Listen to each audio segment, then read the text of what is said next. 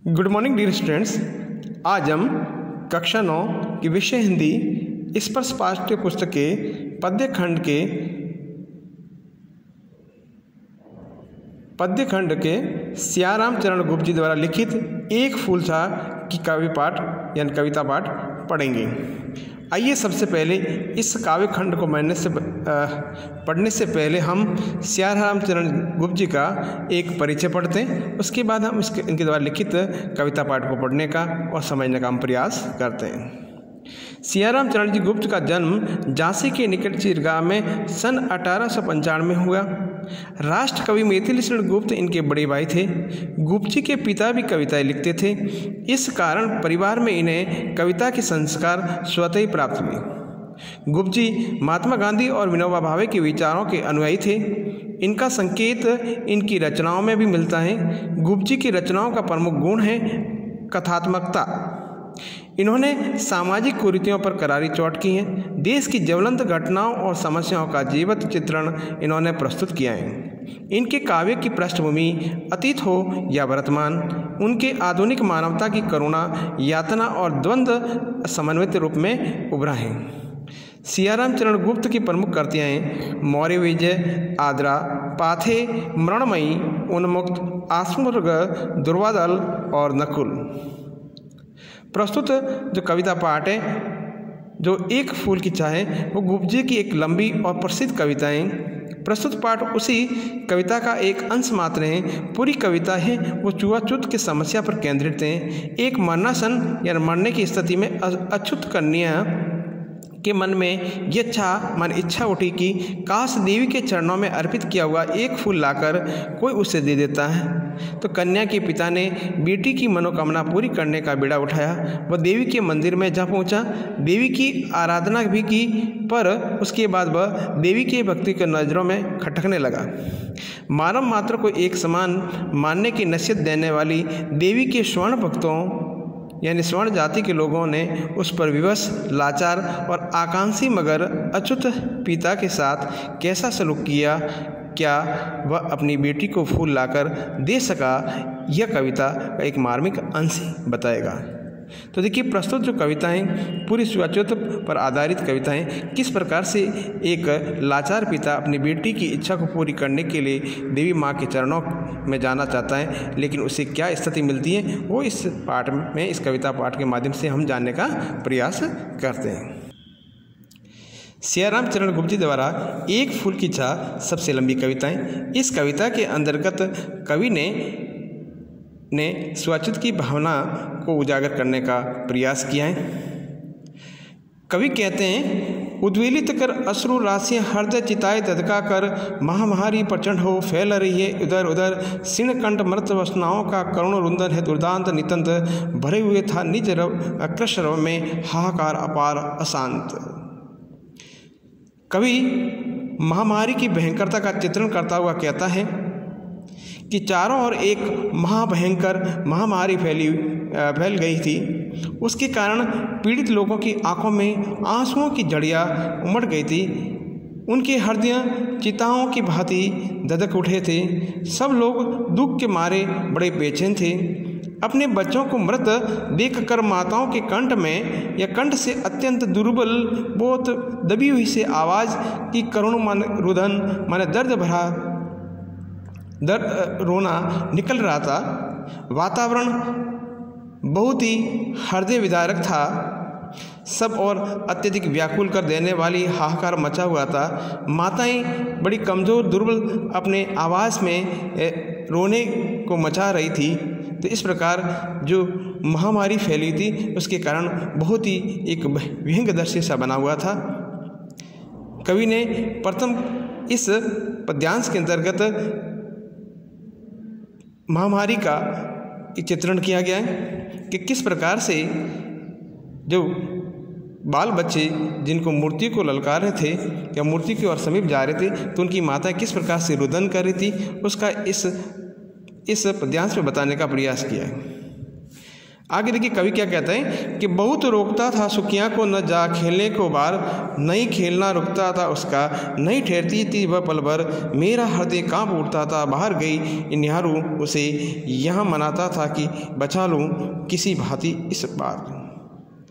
कवि कहता है सुखिया के पिता के माध्यम, एक बालिका के माध्यम से, अछूत बालिका के माध्यम से पिता अपनी महामारी से बचाने के लिए अपनी बेटी के प्रयासों को बताने का प्रयास किया है।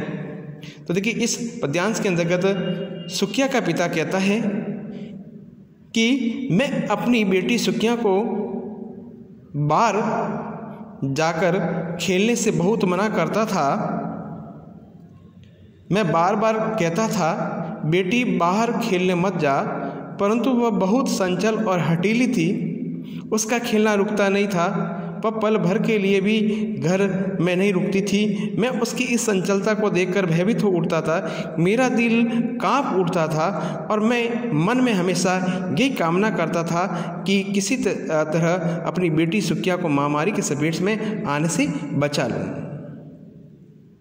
तो देखिए इस पद्यांश के अंतर्गत सुखिया का पिता अपने बेटी को इस महामारी से बचाव के लिए अनेक प्रयास करता है, लेकिन बेटी की हठीले स्वभाव के कारण या उसकी चंचलता के कारण वह खेलने के लिए, बाहर जाने के लिए बड़े बड़े आतुर होती थी। तो उसी का यहाँ पर बड़ा ही व्यंग दर्शन किया गया है।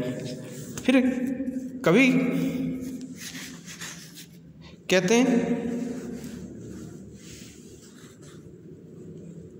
भीतर जो डर रहा छिपाए हाय वही बाहर आया, एक दिन सुखिया के तनु यानी शरीर को ताप तृप्त मैंने पाया, ज्वर में विविल होकर वह बोली क्या जानो किसी डर से डर, मुझको देवी के प्रसाद का एक फूली दूध लाकर।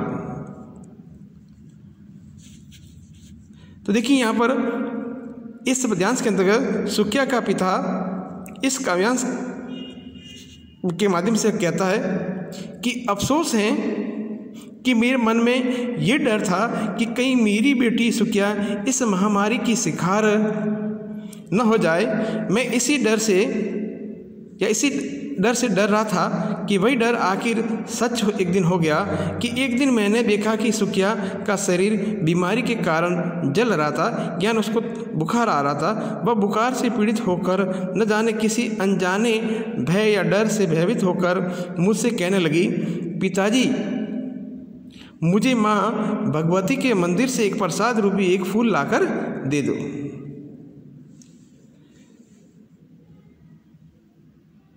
कवि कहते हैं कर्मश कंठसीन हो आया, शिथिल हुए अवयव सारे, बैठा था वह नव नव उपाय की चिंता में मैं मन मारे, जान न सका प्रभात सजग से हुई अलस कब द्वापरी, स्वर्ण घनों ने कब रवि डूबा, कब आई है संध्या गहरी। सुखिया का पिता महामारी से ग्रस्त सुखिया की बीमारी बढ़ने का वर्णन करता हुआ कहता है कि धीरे धीरे महामारी का प्रभाव बढ़ने लगा, सुखिया का गला घुटने लगा, आवाज़ बिल्कुल मंद माने धीरे होने लगी, शरीर के सारे अंग ढीले पड़ने लगे। मैं चिंता में डूबा हुआ निराश मन से उसे ठीक करने के नए नए उपाय सोचने लगा। इस चिंता में मैं इतना डूब गया कि मुझे पता ही नहीं चला या नहीं चल सका कि कब प्रातःकाल की हलचल समाप्त हुई और आलस भरी जो दोपहर आ गई, कब सूरज सुनहरी बादलों में डूब गया और कब गहरी नींद या सांझ हो गई।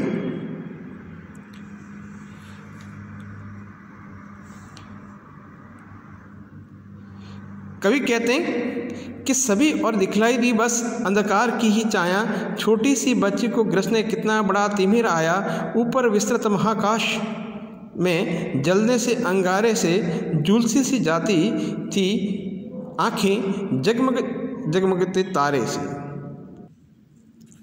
तो देखिए इस पद्यांश के अंतर्गत सुखिया का पिता सुखिया की बीमारी के कारण हुई निराशा का वर्णन करता हुआ कहता है कि सुखिया की बीमारी के कारण मेरे मन में ऐसी घोर निराशा छा गई कि मुझे चारों ओर अंधेरे की ही छाया घिरी दिखाई देने लगी। मुझे लगा कि मेरी नन्ही सी बेटी को निगलने के लिए इतना बड़ा जो अंधेरा चला आ रहा है, यानी काहल आ रहा है, जिस कारण खुले आकाश में जलते हुए अंगारों के समान तारे जगमगाने रहते हैं, उसी भांति सुखिया की आंखें ज्वर के बुखार के कारण जली सी जाती है। वह बहुत बीमार है। कवि कहते हैं, देख रहा था जो सुस्थिर सी नहीं बैठती थी क्षण भर, हाय वही चुपचाप पड़ी थी अटल शांति सी धारण कर। सुनता वही चाहता था मैं उसे स्वयं ही उकसा कर, मुझको देवी के प्रसाद का एक फूल ही दो लाकर। सुखिया का पिता अपनी बेटी सुखिया की बीमारी का कारण हुई इस दुर्दशा का चित्रण करता हुआ कहता है कि मैं अपने सामने ही देख रहा था कि मेरी बेटी जो पल भर के लिए भी टिक नहीं बैठती थी, वही अब स्थिर शांति की मूर्ति में बड़ी चुपचाप बिस्तर पर पड़ी थी। मैं अब उसे स्वयं ही बार बार प्रेरित कर रहा था कि वो मुझे फिर से वही शब्द कहे, पिताजी मुझे देवी के प्रसाद का एक फूल लाकर दो। कवि कहते हैं कि ऊंचे शैल शिखर के ऊपर मंदिर था विश्राण विशाल, स्वर्ण कलश सर्जित शीशे थे पाकर समुदित रवि कल जाल, दीप धूप से आमोदित था मंदिर का आंगन सारा, गूंज रही थी भीतर बार मुखरित उत्सव की धारा। कवि कहते हैं कि ऊंचे पर्वत की चोटी के ऊपर एक विस्तृत बड़ा सा और विशाल मंदिर था। उसका जो कलश स्वर्ण के समान बना हुआ था, उस पर सूरज की किरणें सुशोभित हो रही थी। किरणों से जगमगाता हुआ जो कलश है वो ऐसा खिलखिला प्रतीत होता था जैसे सूरज की किरणों को पाकर कमल का फूल खिल उठा हो। मंदिर का सारा आंगन दीपों की रोशनी और धूप का सुगंध में बड़ा ही महक रहा था। मंदिर के अंदर और बाहर सब और उत्सव जैसा उल्लासमय बिल्कुल वातावरण था। कवि कहते हैं, भक्त वरंद मृदु मधुर कंठ से गाते थे इस सब भक्ति मृदुमय, पतित तारिणी पाप हारिणी माता तेरी जय जय जय, पतित तारिणी तेरी जय जय जय। मेरे मुख से भी यही निकला, बिना बड़े ही में आगे को जाने किस बल से निकला। कहते हैं कि मंदिर में भक्तों की टोली बड़ी मधुर और कोमल आवाज़ से आनंद और भक्ति से भरा हुआ यह जयकारा या जय गाना गा रहे थे कि पतितों का उद्धार करने वाली देवी, ये पापों को नष्ट करने वाली देवी, हम तेरी जय जयकार करते हैं। सुखिया के पिता के मुँह से भी माता का जयगान निकल पड़ा। उसने दोहराया, ये पतियों का उद्धार करने वाली देवी तुम्हारी जय हो। यह कहने के साथ ही न जाने उसमें कौन सी शक्ति आ गई जिससे उसे ठेलकर पुजारी के सामने खड़ा कर दिया। वह बिना प्रयास के ही पूजा स्थल के सामने पहुंच गया।